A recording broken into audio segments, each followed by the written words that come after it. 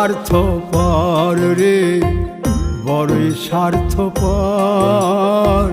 বুকের মাঝে জায়গা দিলে যতন কইরা ভাঙ্গে রে অন্তর। মানুষ বড়ই স্বার্থপর রে, বড়ই স্বার্থপর। বুকের মাঝে জায়গা দিলে যতন কইরা ভাঙ্গে রে অন্তর। অচিনা এক জংলা পাখি যতন কইরা বুকে রাখছি, বুকের পাজর ভাঙ্গা সে যে সাজায় অন্যের ঘর রে, সাজায়